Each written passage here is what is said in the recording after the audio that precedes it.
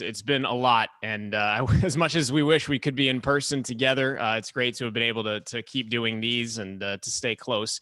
Our panel today, Damon Stoudamire, head men's basketball coach, along with Broc Finstuen, who'll be a senior on the men's basketball team this year.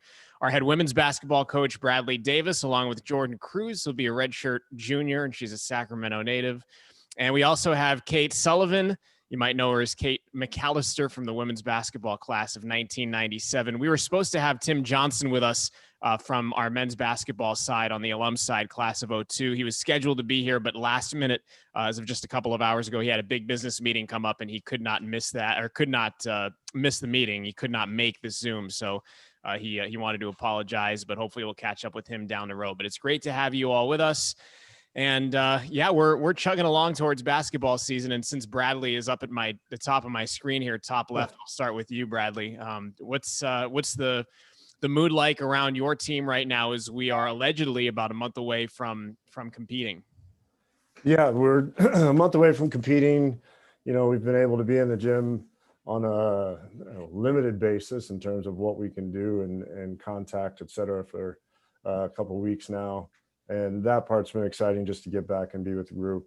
Obviously, having two returners that made preseason all conference was exciting for today, especially when they've done it back-to-back years. And I'm not sure the last time we've had two, probably maybe a Kendall and Kiki year, but so we're excited about that. It's been a good time. Hopefully, in the next few days, we'll be able to do a little bit more in the gym and start getting ready for season. Damon, how about you? I'm imagining you're excited to get going here if we can. Oh, Damon's muted, Bree.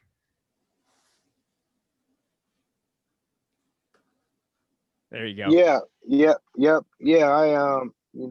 We were excited to get back in the gym. Just like Brad said, it's on a limited basis, but nonetheless, to be around the guys, we haven't been able to be in a room together, and I don't know how long. So that felt good, and it's crazy. I didn't even think about it, but some of these dudes I just finally got to meet. When they first got to campus, but you're getting to know them, so they're getting familiar with the staff, and the staff is getting familiar with them. Bradley, are you going through something similar with really getting to meet your girls for the first time? Yeah, it's some of them. Yeah, what's limited are just the casual interactions, obviously team meals and those kinds of things that you orchestrate, but the casual interactions that you're able to have in a normal year, just, somebody stopping by the office or walking through the hallway, those have been limited. And so especially with the newbies, it's been, slower getting to know them. So it's been fun to try to create opportunities for that. And also for them to get to know everybody else, as we've been somewhat segmented going into the gym in pods, our freshmen haven't had as much interaction with their seniors and et cetera.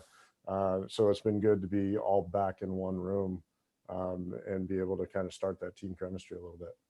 I can imagine. Let's chat with our student athletes a sec. Jordan, how you doing? I'm doing good. How are you? I'm doing well. Are you excited to kind of get going here again? And what's it been like to start working out on campus again? I'm super excited, and I'm pretty sure the whole rest of the team is excited as well. The best part was definitely getting back in the gym, being able to get shots up again and then get back to the practice flow. So I know I'm super excited, and the whole team is super pumped to be back in there as well. So I bet. Broc, how about you on the men's side? What's the vibe like right now?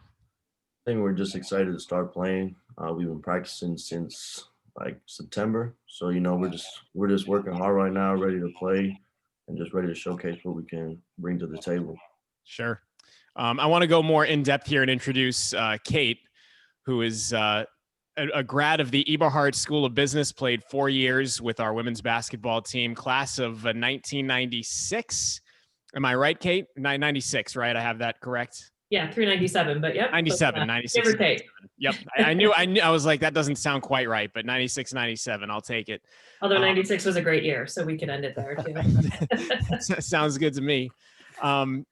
Take us through what you're doing right now, and we'll get into your career path a little bit later, but take us into exactly what it is you're doing at this moment professionally. Yeah, so I work for a company. Most of you, when you shop in grocery stores, you see gift cards hanging on the rack, Starbucks, Nordstrom. I've been there 15 years, and I run a bunch of different business lines for them. But generally, we are ramping up for the holiday season right now for Christmas, the fourth quarter. But it's been an interesting time for all of us. So we've been impacted pretty significantly due to COVID, just because of labor, and getting things out into the market across the world. We're in 27 countries. So I started with a really small company that was 100 employees. Now we're 5,000 strong and doing pretty interesting stuff all over the world. We've done a lot of stuff for the COVID relief and a lot of programs now in the last 6 months. So it's just been interesting to help in such a strange time for all of us. And your company is Blackhawk. Can you take Yeah. us kind of through Yeah. the Not to be confused with the hockey team. Yeah, not the Chicago Blackhawks, but No, the Blackhawk. we've run into that problem actually at times when we're out in Chicago. It's called Blackhawk Network. We're actually located in the Pleasanton area, and so pull from a lot of the Central Valley across here. But the name honestly came from our CEO at the time lived in Blackhawk Country Club. So not a lot of exciting, marketeering there. It was really just coming up with a name that was in his backyard. That's fantastic. By the way, and we'll touch on this, we'll get into your career here in a little bit, but I wish I knew this off the top of my head, but I'm not around the women's program as much as I am the men's, but do you still hold the single season scoring average? And do you still hold the single game scoring record with 46 points? Do you know that? I might defer to Bradley. Lots of single game records. I don't know where I stack rank in it all, but lots of 46 and lots of single game records, scoring records. Although I saw Jim Degoni pop on, so he might remember too directly. Bradley, do you have anything to add to that? Can you confirm or deny? Yeah, honestly, Kate and I just connected this year for the first time, but I've seen her name over the past 2 years just over and over as and there's a couple other interactions people have brought to me, but I keep seeing this Kate McAllister because Brooklyn and Valerie have been chasing her records for the past 2 years, coming up just shy last year or 2 years ago. So yeah, she still holds quite a few nice single season records. Nice. Well, you're being chased by Brooklyn and Val. The fact that they haven't caught you yet, that says something about the career that you had at Pacific. Yeah, there's some great talent on the team right now, so it's fun. To catch up with them. And we're gonna get into that here in just a moment. I'm gonna jump back to Damon. And Damon, what's it been like for you with the protocols? Can you take us into some of the protocols with what you're having to incorporate now when the team gets together and practices? And it's different. We try to do the best we can to adhere to what we need to, but there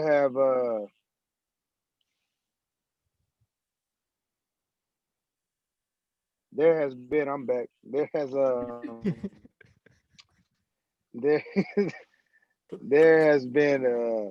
a big emphasis on trying to just do the right thing and get through. I would just say this for us, the most important thing for me is just to try to get us through each process, because a lot of my friends have been stopped and they can't practice.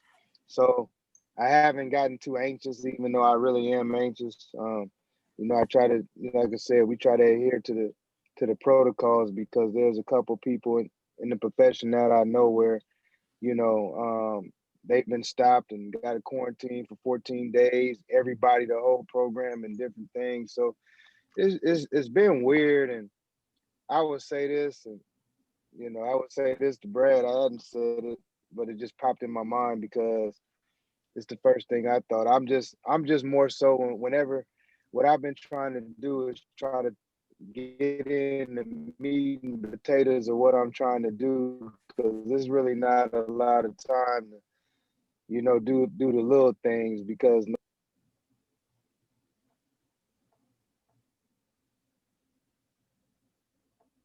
I don't know if we lost Damon at all or if it.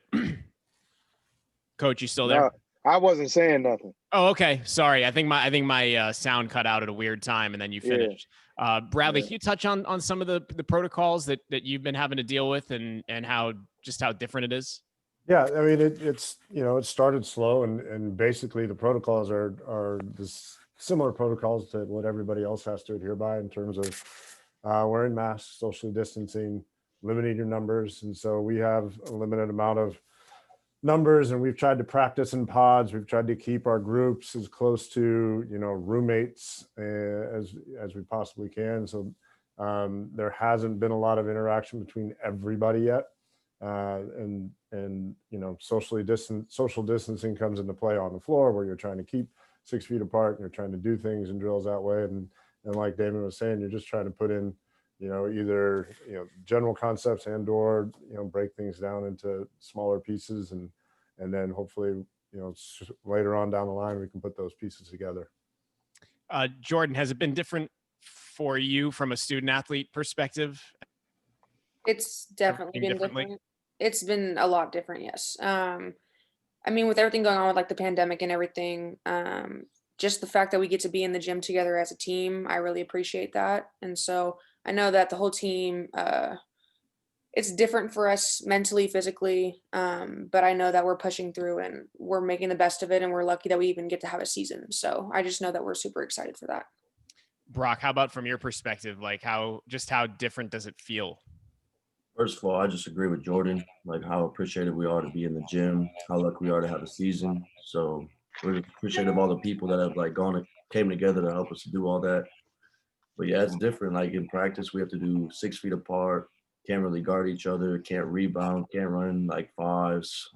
So it's been really different, really hard, but we're adjusting to it. And like I said, we're just lucky to have a season. So I know for the coaches, and I'll go back to Bradley. I know for coaches, it's really it's really scripted out the way your day goes. I mean, you plan every single day, from when you're going to start working out to plan the practices and whatnot. How much has it affected your ability to plan out a day, and how has that impacted your ability to kind of keep a schedule the way you normally would? And again, I'll start with Bradley. Yeah, I'm kind of anal in that sense, and wanted to put a schedule out for the next 3 months so that we can get through the semester. And our strength trainer knows what's coming, our athletic trainer knows what's coming, assistant coaches, et cetera, and players, et cetera. So we've had to kind of hold off on that as things have adjusted. And we've had weights in 3 different groups to 2 different groups to sessions and on the court in 2 different groups. So we've all had to play with time, and with Damon and even with Greg with volleyball, and just in terms of structuring the time in the gym, everybody's just been working well together in order to try to do that and get our student athletes time in the weight room, in the gym, as well as in practice time. Damon, how about you as far as planning out a day and being regimented in a schedule? I know you're a creature of habit and routine, but has this impacted your ability to be that? No, I mean, it has, from the standpoint of, just, I would say more so being at home and, from there. But I don't know. I guess I just thought when we lost in the conference,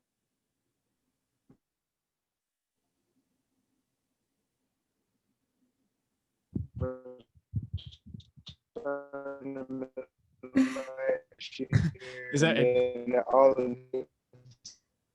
maybe move on till he gets better service, Zach? Is it me, or is it might be Dave? It I might just be had Dave a funny cutting out a little feeling that bit. this was going to be whatever. So what I'm trying to do is basically we just kind of adjust on the run.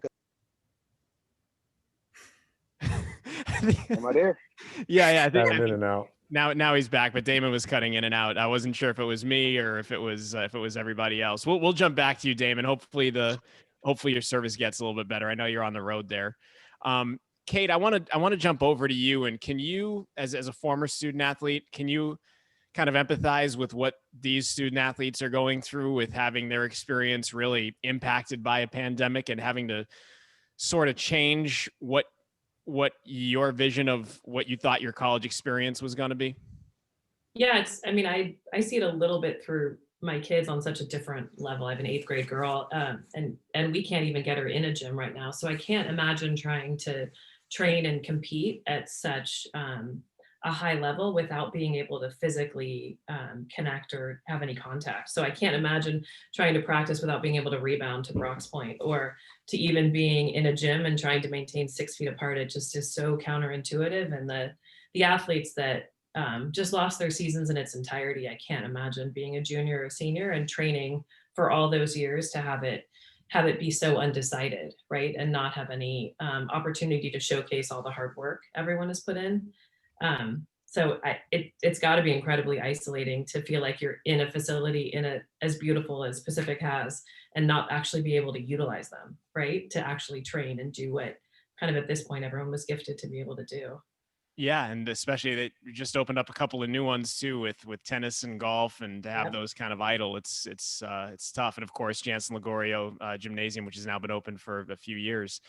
I want to get Kate. Aren't the athletes too on campus without any other students? That's got to be such a surreal experience too, right? And what is that like right now for? And I'll go with Bradley because I don't know about Damon's reception, but what's it like for the athletes right now on campus, Bradley? Are they just kind of in their own isolated area, or how's that work? Well, yeah, they might be able to tell you a little bit better, but it's a challenge. And I know it's a challenge for them in terms of, part of the collegiate experience is also social, and to not have the rest of the student body here and to not be able to get together the way they normally would get together just casually, to have that, taken away and or limited has got to be a challenge. But we all know we want to have a season, and there are going to be some sacrifices in this pandemic that we have to make. But, just in talking with them, I know that there's some challenges that have come from that. Jordan, you want to touch on the experience with being alone right now on campus? I mean, just with athletics and not the rest of the student body. It's different. I mean, when you go to a college, that's the best part of basketball games is the fans and, the support that you get from friends and just socializing and seeing other people. But as a team, we're only allowed to kind of hang out in like we said earlier, pods. So we kind of just hang out in our little pods, and it definitely can affect our team chemistry because not all of us have been able to fully get together all at once. But once things get back to normal, I think our chemistry will start picking up, and I think that we'll be fine from there. But you really do have to make sacrifices. No socializing, and kind of just staying safe and healthy for the whole team, really. Broc, what's your experience been like without the rest of the student body on campus? Been really different. I wake up, I go to class, I go to practice, I go to weights, and then I come home, and that's like a repeat Monday through Saturday. So it's definitely hard. You got to be able to be with yourself, mentally stable, because you're really not getting that social that you are with the student body and everything. So it's definitely been hard, but you got to make sacrifice if we want to have this season. So that's what we've been doing. Absolutely. I'm going to bounce back to Damon, and hopefully the service is good there, Coach. What's it been like trying to figure out a schedule? I know you guys kind of had a schedule in place. Things changed, perhaps. What's it been like for you to try and juggle not only making a schedule, but seeing it through and figuring out even where these games are going to be played? Can you hear me? I gotcha. I just, we've had a couple cancellations and we've had to remake the schedule a little bit, but it actually hasn't been that bad. Most of our games are in California, so that helped out a lot. And like I said, well, you guys might not have heard me, but I said that, I just kind of felt like it was going to be like this. So I just wanted to, keep things all California as much as I could. And, we've been fortunate enough, where, our schedule, we've had, like I said, a couple games that have fell apart, but for the most part, we've been able to keep most of them. Non-conference, that is. Yeah, and speaking of conference, I know there's been reports the last couple of days that maybe the WCC is considering going into a Vegas type setting for some of those conference games. Do you have any opinion on that one way or the other? Do you want my honest opinion, or do you always? Do you want? I think that's the only way we're gonna play a season. You want to be honest? I think it's the smartest way and the only way. I just I want to play basketball, but I just think that that's the smartest way. To do what they're doing. You know, and I think that it's a great idea. And probably the biggest disappointment that I have about everything is that we were told in that meeting not to say nothing, and we got out of that meeting and it was in the media. Mhm. So we got some narcs in the WCC somewhere. Somebody's snitching. So I didn't even know the contract was done. I hope it doesn't affect everything now. For the record, I'm always under the impression that I'm getting an honest opinion from you. So if you're not giving me an honest opinion, just tell me, because I don't think I've ever gotten a dishonest opinion from you, which I always appreciate. I think the bubble's a great idea. I think it will work. I think it can work, and I think it will work, you know. So I'm excited about it. Bradley, do you have any opinion on the Vegas bubble idea that's been floated? It was a report. If anybody wants to look it up, it was from the Oregonian. I think there was a columnist that put that out on Twitter, so you can look it up. It's out there. But they're talking about doing conference games in Vegas. The format still be determined, but it's an interesting thought. Bradley, what are your thoughts? Yeah, I agree with Damon. I think nothing in 2020 has gone as usual, or anybody that's tried to do things as usual have either failed or had to adjust. So I think we need to find an alternative plan. And it seems like of the plans that they're discussing, this is the best way to go about it. With this, and I'll stay with Bradley, would a Vegas type bubble situation, again, we don't know what it would look like. We don't know if it would be like 2 weeks on, 2 weeks off or something like that, but would that pose any additional challenges to your staff with, I'm not saying trying to keep people all under one roof, because I don't have any concern about the student athletes, but I mean, you still have to monitor a lot of different things, right? When you're out there and you're out on the road with your team for an extended period of time. What would that be like, do you think? Can you give us kind of insight on that? Yeah, like Damon said, I'm surprised we're talking about it because we were told to keep it under wraps, but no, it's going to pose a lot of problems. There's going to be a lot of whatabouts and what ifs. And I think those are going to be the details that get ironed out as we get going. But from everything from, there's going to be questions. What can you do? What can't you do? You know, if they open up recruiting, do you leave an assistant coach out? There's going to be a lot of things that come into play. I have a question from the gallery, and I'll ask it now because it's poignant for both coaches, and I'll start with Bradley since I'm with Bradley now. But can fans expect a certain time for the schedules to be put out there? Certain time, I'd say pretty soon in terms of ours. Like Damon was talking about, we've lost a couple teams. We have 4 that are solid, and we've got 2 that are almost solid. So we're getting ready to release it pretty quick, but it'll come out pretty soon. Damon, how about on the men's side? Yeah, I think that we're the same, but it's like, I think that if you go on every website in the country, nobody has schedules up because you can put a schedule up and it can change the next day. Yeah. So I think that's kind of the hesitancy of doing that. But, I'm pretty sure we'll have something out here, very soon. For sure. And the opponents have already been announced, at least for conference. Those were announced a few weeks back. So the opponents are known, but the dates as of right now are to be determined. Broc, do you have any thoughts on, like, if you guys were sent to Vegas for, say, 2 weeks at a time and doing the Vegas bubble thing? Do you have any thoughts on that? I mean, would it be a good thing or a bad thing? It would save you guys from having to go to like BYU, Gonzaga, but it would just be really, really different.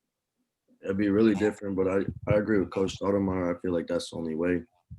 Like, because they be talking about if 1 or 2 people get COVID, they're going to shut everything down. So I really think that would only be the way we could get through the whole season. Jordan, what are your thoughts on the Vegas idea? Literally the same thing. I feel like it is the safest way and the only way we can really be in a bubble together, play basketball. Because if like Broc said, if one person gets sick, then it goes to the whole team. So it does. I mean, I understand for like the seniors, like if we do play in a bubble, they might not have like their last home games and stuff. But like I said earlier, we're just all lucky to even be playing this season. So. Kate, if we go into a Vegas bubble, can you get us some gift cards to like Maggiano's or something? Like, any I'm working on one with MGM right now, so I'll let you know. Okay, appreciate that. I want to bounce back to Kate and kind of have you give us some insight into your path to Pacific and your time at Pacific. You're from the North Bay. How did you end up getting to Pacific to play basketball? You also played volleyball and soccer in high school, if I'm not mistaken. So how did you get to Pacific and ultimately decide to hoop it up at UOP? I wasn't heavily recruited out of high school, and I don't think that's how I ended up at Pacific. But I was really fortunate to get an opportunity from someone at Pacific who passed my name along to the coach at the time. I was really looking at another couple colleges across California, but I kind of grew up, in an era where the best athletes I knew played lots of different sports. So playing 3 sports through high school was not unheard of. It was pretty common. And I actually also, it seems to be a little known fact, but I actually played water polo at Pacific as well. You did? It was a club sport. So back to the social side of it, it was club the first 2 years, then went D1 when I was a junior. So Bradley and I were catching up. It's interesting to see the correlation sometimes between water polo players, if they're swimmers, and basketball players, because a lot of the same athleticism and movements and the same ball positioning. So, but I just was really fortunate, and I came there for my recruiting trip, and I had a couple other opportunities to play, and Pacific really resonated with me. I liked the small size of the university, and the classes and the facilities, and just found a place. I stayed there and worked as a grad assistant through the athletic department for Jim Degoni, who's on as well, and just really found a home there. I was really fortunate, I felt like, to go through that. And then actually when I was at Pacific, we recruited from all over the world at that point, and our point guard was from the Canary Islands. So when I finished playing as a senior, I actually played overseas as well. So, it just afforded me this great opportunity to kind of go and travel and see these great places all through the lens of basketball. Yeah, if I'm not mistaken, you played in Spain post-grad, right? Yeah. It was tough living in the Canary Islands. It must have been brutal. Yeah. Feel terrible for you. What was women's basketball like at Pacific at the time you played? And this is, as much for me as it is for everybody. I really don't know what that era of women's hoops was like. Yeah, it was the Big West at the time, right? So the conference was really different than the WCC today. So it was, UNLV, New Mexico State, University of Hawaii. So the conference breadth was the alignment was a little different. But we had a great couple of runs my sophomore and junior year, and made it to the NIT. And I think, we lost, unfortunately, 2 years in a row in the championship, conference championship. But it was a great time, I thought. We had a really tight knit team. A lot of people still stay in touch today. So just felt blessed that our coach pulled together that type of a recruiting class over multiple years of really just great people too, right? That you want to know and will have longevity with. Sure. Just to rattle off a couple more of your credentials: 2-time All Big West Conference first team selection and the Big West Tournament MVP in 1996, and the WNIT All Tournament team. So you have some credentials. That's pretty awesome. Do you look back on that a lot and think back to those days with a smile? Yeah, it's hard not to, right? It's tough. It's hard work, right? Going through it all. You guys know. It's not. We're blessed to play it, but it comes at a price, right? You're really training and playing hard. But I don't know. My mentality is I feel like records and accolades are meant to be broken if you want your program that you came from to do better and progress. So I hope those things get smashed by current players, because I'd love to see the program continue to progress to even better than it is today, right? Sure. And later on, Bradley will be able to speak to some of the new recruits coming in and some of the talent he has on his roster. I'm going to bounce back to the student athletes, and I want to get to Broc here first. Well, you transferred from Casper College, and your first year at Pacific was last year. What was the biggest adjustment you had to make going from Casper to the WCC? Probably just the amount of time that you put in here, and then just like the talent level. JUCO's hard, but like once you get here, everyone can play, like 1 through 15. So just the talent level is probably one of the biggest changes. So What were some of the ways you grew through your JUCO experience before getting to play D1? Well, in high school, as a senior, I couldn't shoot threes at all. I think I was 1 for 17 going in, or leaving my senior year of high school. And then throughout JUCO, my freshman and sophomore year, I was a 40% three-point shooter on around 90 attempts every year. So that was probably the biggest change. I just got in the gym a lot more, focused on my game. And yeah, that was probably the biggest change that I had. Cool. I usually save all the questions for later, but since I have one I'm on Broc right now, I have a question here from the gallery for Broc, so I'll ask it. Last year, you were a glue guy for the team. What do you see your role as being on the team this year? I expect the same thing, just glue guy, whatever the coaches need me to do to help the team win. And that's where I'll keep it at. Damon, I know there were a couple of games last year where Broc really was that guy, that energy, that spark that you needed out on the floor. Can you speak to what he brought to your squad last year? Well, he brought a lot of energy and effort. I can vividly remember Boise State. He did a great job coming in, helping us win a game. He did a great job early on in Hawaii.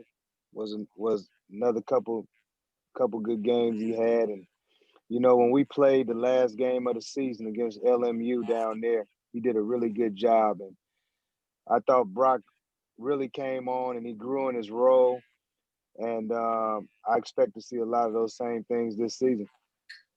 Yeah, I'm excited for it.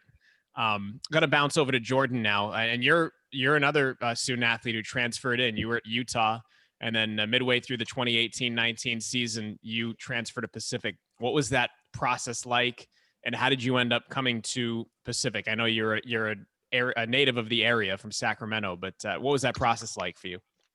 It was a big change. It was different, going from Utah to, I referred to it as going from Utah back to California for me. Utah just was not the best fit for me, and UOP just felt like my home. I wanted to personally be closer to home, but I also, the first thing is for me, I love the coaching staff, so they're a big part of why I came here, and yeah. Bradley, can you touch on bringing Jordan over from Utah? Well, we tried to keep her here in California and convince her not to go to Utah in the first Figured place. as much. She had to make that decision for herself. I actually, before I got to Pacific, I coached her cousin, so we had some family connections, and in the recruiting process, really got to know each other pretty well. So when she became available and the opportunity to bring her back was there, it was kind of an easy decision, especially when you know somebody that well, from the recruiting process. So. It was for us relatively easy decision to bring her here, and just looking forward to her getting a full year of playing under her belt this year. Yeah, hopefully a full year. Hopefully. Jordan, how was the adjustment for you going from the Pac-12 to the WCC and then everything that comes with it, Utah to California, University of Utah, University of Pacific? The main thing I would hear was definitely about conference change and competition, but you can't really judge schools just by the name of them and by the size. I definitely, when I was at Utah, I definitely played against a lot of top competition, but coming into the WCC, watching our conference kind of grow as a whole, the competition just keeps going up and up. And so the changes that I needed to make definitely personally was, like Broc said, definitely putting in a lot of work, like getting over injuries for me and just wanting to be consistent. So kind of just putting in the work as much you can. That was definitely a change that I needed to make. For sure. By the way, if anybody has a question, I forgot to mention this at the top, you can ask in the chat section. You can ask Bree, and then Bree will pass it along to me. So if you have any questions for the student athletes, the coaches, for Kate, feel free to send them along. I want to get to recruiting, and we talked about this at the start of COVID when we first started these Tiger Talks, and it's not like recruiting ever stops, right? Like this is a year-round thing, and you're staying plugged in with your networks and seeing kids. It's a little bit different right now. How has it evolved here, like now 7 months into this COVID thing? And Bradley, I'll start with you. Yeah, it's evolved is the right word. I think, we cannot physically go out and recruit and watch practices or watch games right now. We cannot physically have anybody on campus. All of that will stay in place until at least January 1st. So, it's made for some adjustments in terms of, one of the things we always say is if we can get recruits on campus, Pacific sells itself. It's a gorgeous place. It's a gorgeous campus. And we haven't been able to do that. So how do we take the campus to them? And that's where, Zoom has been everybody's answer. We've incorporated that. You obviously incorporate, different video tours and different interactions as much as you possibly can. But, credit to our staff and I know all of, assistants across camp, throughout all of our sports have really done a good job of creating content that sells Pacific, sells a program, sells our department. Damon, how about for you with recruiting? It's been different.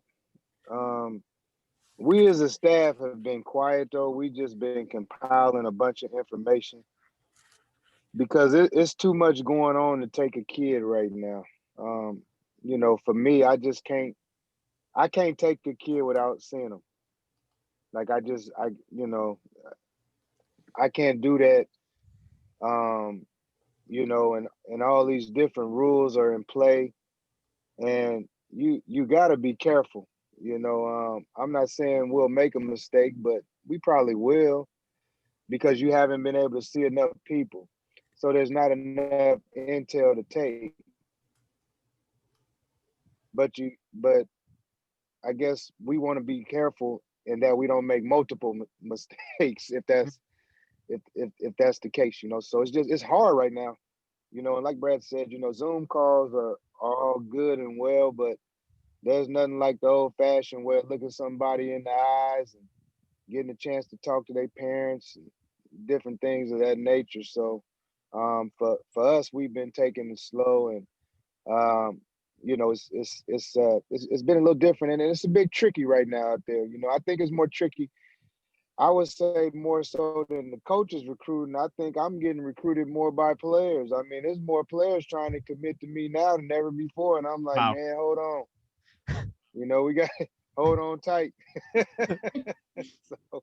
Yeah, Damon, you bring up a good point, and I mean, this is kind of pulling back the curtain a bit. But for schools like Pacific, and most schools in Division I college basketball are like Pacific, where you can't have too many misses when you recruit. I mean, you really have to hit more than you miss when you recruit. It's like being the A's and the Rays, like when you're in the draft, the Major League Baseball draft. Like you got to hit more than you miss, and that's the way you have to operate. So I can imagine it's even more pressure for you, for Damon and for Bradley. And Damon, you can touch on it, and Bradley, to not miss in this time, right? I mean, you have to basically, with your eyes closed, figure out who you can play with and who can be on your team. Yeah, no, that's true. And that's what I'm saying. It's just real tricky right now. And the thing about it is, if you're taking someone, you better know. I would say this even for a high school player. If you take a high school player, you better know, because while you're taking a high school player, you got this rule that's about to come into place in January where you can have Division I transfers be eligible immediately. So while you're taking a high school player to develop them and trying to be better every 3 or 4 years, you got others within your conference and around the country that's getting better the next day after they get that commitment from that new male or female. So it's tricky out here right now. I'm just trying to be patient, like I said, and not make any hasty decisions. I have taken one commitment, but I was taking that commitment regardless, because I've always felt that if there's a kid that's good enough, then you take them, because you got to be invested as a head coach, and your staff has to be invested in that person. And, I think we all were. Bradley, can you touch on that, the pressure of not being able to miss a lot when you're recruiting at this level? Yeah, I think, you have to be patient. There's a lot of panic happening right now. You see, I think coaches and at the college level and players at the high school level or the junior that are just committing, like, I'm ready, let's do it. I'm wanting to do it. And so everybody's trying to make sure that, there's still a chair for them when the music stops, kind of thing. But you do have to be patient. We were, I think, fortunate to be in a good situation with our 21 class, knowing what we're graduating this year. We were ahead of the game in terms of our recruiting for this year. So we had some good contact and a lot of good evaluations on some players. So we've got a few commitments that'll come in, but for those next couple of classes, it's about being patient, doing the homework, and hoping things open up here. Have a question for Kate. This is from the gallery. Are you raising a point guard or a post player? My hond's 6'5". So, we'll see how far she grows. She's only 13, but she's, almost 5'10". So we'll see how she lands. But what's funny is she's gravitated towards water polo too. So she's definitely a post player, although I feel like she can dribble better than I can already. Well, water polo. The good news is that's no longer a club sport at Pacific. That's like a legit. I know. Now on campus. So we'll see.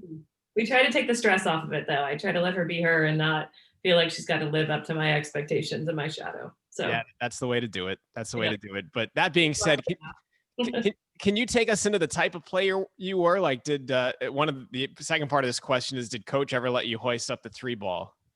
I mean, for the stats gurus out there, much to our sports media's dismay, I actually never shot a 3 ever in my history at Pacific. So if you look at the stats, it's just straight zeros down the line. So, no, never. Not in my wheelhouse. I knew my strengths, but it was not anything behind the 3-point line. You were just getting it done in the post then. Yeah, I was definitely an inside player. 1-2 dribble, anything from outside, free throw line extended, anything at that radius, and then a couple dribbles in. I did a lot of, I'm pretty ambidextrous, so right, left, didn't matter. A lot of fouls and a really good free throw shooter. You got to be able to finish it at that point too. Nice. Yeah, sort of a battler. I mentioned you're an alum of the Eberhart School of Business. Can you tell us a little bit about how that prepped you for what you're doing now to become a vice president? Yeah, I mean, I think, I was a grad assistant. I did my MBA program at Pacific, and then I actually worked in Major League Soccer for 7 years for a team in San Jose, and worked the Earthquakes, right? Huh? The Earthquakes. Yep, 3 championships there. So it was a great time.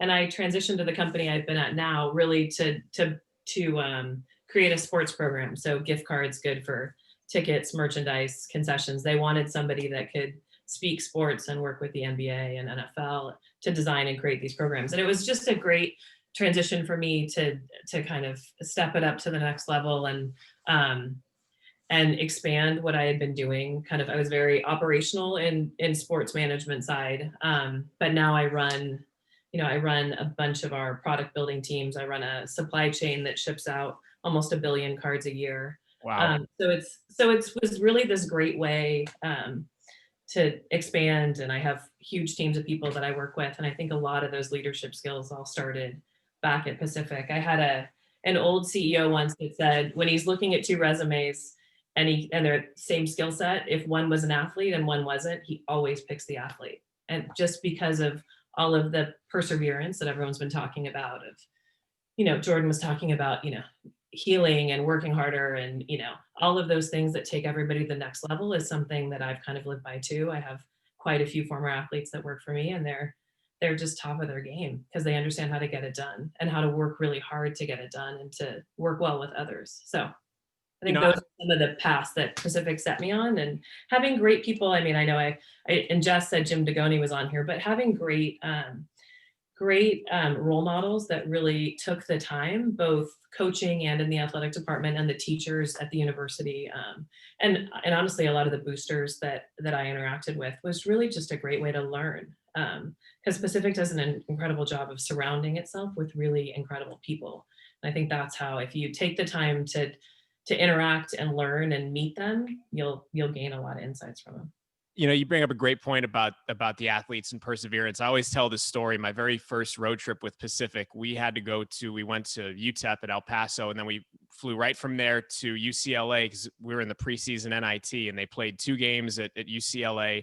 And our flight out was, I mean, it was one of those awful like 6 a.m. flights. And so your wake up calls at like 3:30 in the morning. And we woke up and went to the airport. And I mean, I was tired, and I didn't do half the stuff that these kids did. And we got back to campus at like 9:30. And I remember Bob Thomason, as everybody's getting their bags, he's talking to each one of the players. He goes, "You got class at this time. You got class at this time." And I'm like, I'm going home and I'm crashing. Like I could barely keep my eyes open, but it was such an eye opener as to the workload that these student athletes take on and get through. And Broc and Jordan, I want to go to you, and I'll start with Jordan. Can you give us some insight as to what it's like to handle class and being a student athlete and getting your schedule organized and prioritizing all that? It's a lot, you know, you really, it really is a lot.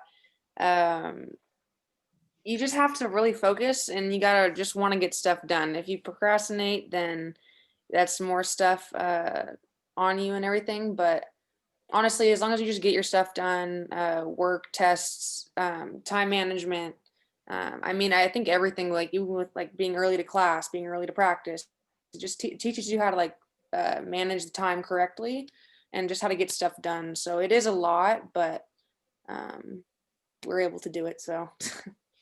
Broc, I'd imagine, jumping over to you with this, I'd imagine going forward, that makes you a person that's able to handle a lot more just in life in general, having had the student athlete experience.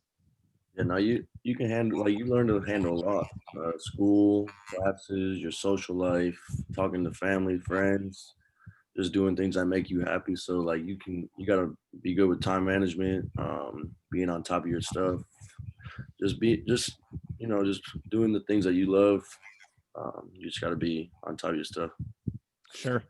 I'm going to jump back to the coaches, and I want to go to Damon here. We have another question from the gallery, and this is going to be the same question asked to you, Bradley. Damon, what's the WCC looking like on the men's side this year? By the way, actually, before I get into that, there's a question I wanted to ask first, and I love this question, and I smiled when I saw this. How do you feel about Pacific being picked to finish 8th in the WCC? Great. I feel great. I knew it. And why is that? Well, number one, honestly, it just shows you what they really think about you. Number one, and then number two, I mean, I'm like I said, I'm honest, you know. It's Gonzaga, BYU, and St. Mary's. You know, everybody else to me is in the same boat. It's hard to be picked at the top of a league. I was fortunate enough as a player, both in college and the NBA, to be on some really good teams. And learning how to be consistent is hard. And for my team, that's going to be the biggest thing this year. And last year, it's like it didn't even matter. And like I told them, you know, you can see that it obviously doesn't matter to the rest of the coaches in the league because of where they picked us. So we got work to do, you know, but that's all right. We've been here before, you know, every time they've picked against us or whatever. I think the first 4 years here, we finished in the top 4, two out of those 4 years. So I'm not even really too concerned about it. It's probably more coaches that saying we probably should have picked Pacific a little bit higher because you know how, you know, he gets after those guys, and you know, I'm definitely gonna let the fellas know. You know, so it is what it is from that standpoint. But the rest of the conference, collectively as a conference, I feel like it's down. I don't think it's as good as it's been in the past. You know, Gonzaga is a clear cut, you know, but from there, I think you know, everybody else has question marks. You know, I really do. You know, it's going to be an interesting year. I think as we've seen, whether it's Major League Baseball, the NBA, you know, as you see some of these football games being played, it's a lot of parity when there's no fans in the stands. So we're gonna see how things shape out, and I'm excited about what's in store, and I'm really excited about seeing how the guys respond, knowing how the rest of the league feels about it. Bradley, you guys are picked to finish 6th on your side. What are your thoughts on that? And then what's the women's side of the WCC looking like? Yeah, honestly, I think there's so many questions going into the year. It's hard to figure out. You know, Gonzaga and BYU probably have the lead on the rest of us in terms of, you know, depth. But there were so many injuries last year and people out and red shirts, and that I honestly think it's going to be a pretty good league this year. And I think 1 through 7 is going to be pretty tightly contested. And I think the one thing the poll probably shows is that everybody else has no idea either. So it's, you know, as we talked about today, it's not where you start, it's where you finish. For the coaches again, and Bradley, I'll keep it with you to start. This is from the gallery. Can you touch on some of the new additions and what they're going to bring to your team? Yeah, you know, we really wanted to get some depth at point guard, and I think we did that. And Liz and Erica especially have come in. We have a walk-on in Mia, who's just a workhorse. So, you know, we've increased the depth at the guard position, and you know, with what we're doing right now, you know, it's hard to see the competitive part come out because we're not able to defend each other and do all of that. But we're excited about what they bring. Great energy. They've been great teammates so far, and we're just excited to add them to it. And then obviously with Rosie, we'll redshirt this year. We'll add to the practice squad. Damon, how about the newcomers on your team? Yeah, I would say we added a lot of depth. You know, I feel like, you know, from 1 to 13, we have a talented team. The newcomers, they come in all shapes and sizes. We added length. We added scoring, I thought. We added shooting. And how we can gel that together will be the biggest thing. I'm not, right now for me, I'm not so much like Brad said. He said something big there. I'm not so big on you know, shooting individually and all that stuff. I'm big on competing. I need to see you when you compete. That's who we are. You know, one thing about us, you know, we gonna hang our hat on defense because defense travels. Whether we playing, you know, in Spanos, whether we playing in Vegas. And we got to take care of the basketball. And if we do them 2 things, it don't matter who we play. And we got to compete. And those are the biggest things for me. We're rounding the final turn here as we're about to wrap up here in about 5 minutes. I want to go back to the student athletes and just to wrap it up with you guys. And I'll start with Jordan. Give me a feel of how your team is shaping up this year and what you've seen so far in practice. What are we up to? I mean, honestly, we're working hard every day when it comes to weights, basketball, getting shots up. And I know we're really excited for contact practices. Hopefully, if our COVID tests go well. But I know that our team is ready to really get back to as normal as a flow as we can. That's the best way I'll explain it, because right now, you know, stuff is not normal with COVID and everything. But our team is definitely ready to get back to competing, practicing, game days, and just that good energy. For sure. Broc, how about you? What have you seen from the team, and what are your expectations for this team this year? I think we're just ready to play. We're trying to get to know each other, how we play, chemistry-wise, because we haven't been able to do no contact or run 5, so we don't really know how much people or what people do during the game. So I think we're ready just to learn how each of us play and just how we go about things. So awesome. I'm excited to check it out in person, hopefully soon. Kate, I want to give you one last big smile before you leave, and kind of let you reflect on your best memory or two from your time at Pacific. Oh God. I mean, you scored 46 points in a game. That's got to be, I mean, that was pretty good. That wasn't a rough day. And with no threes, I think we touched on that earlier. So, I mean, that's certainly great. At the end of the day, if I scored 46 and we lost, like that doesn't do it for me. So as long as the team was winning, but no, I mean, that was clearly a highlight. No, it's been great. It's nice. What I'm appreciative was Bradley reaching out and kind of reconnecting at this point back with Pacific and really getting excited to see what the season shapes up and see everybody. But yeah, 46 isn't bad. There were a few other good days too, but no, I think when you get to the level where you're competing consistently in the conference championships and getting the opportunity to go on, those were the big years for me. Being able to continue to play and going to the NIT and events like that were what made it all worth it.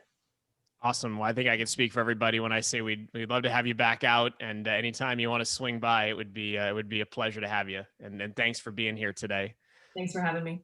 Of course. Our next Tiger Talk is going to be on November 10th. We're off next week for Election Day, so please go out and vote if you haven't done so already. But we're off next week. November 10th is our next Tiger Talk. It'll be baseball and cross country, so we hope you'll join us for that. And thank you to our panel. Thanks to everyone for being here.